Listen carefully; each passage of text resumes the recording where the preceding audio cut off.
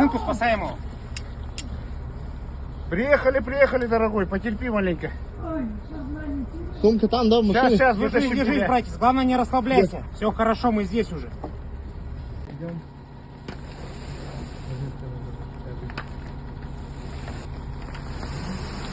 Только по моей команде к пострадавшему подходим.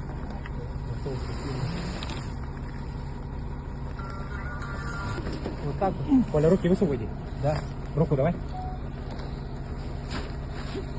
Еще, мужики, Я убыл, чтобы... Все, давай, еще.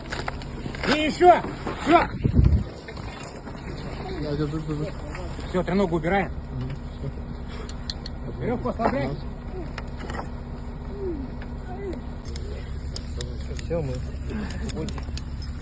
Все, мужик, так самое Да главное. пойдем вон туда, Алексей. Давай, аккуратно. Где наш фонарик? Давай, иди. Раз, два, три.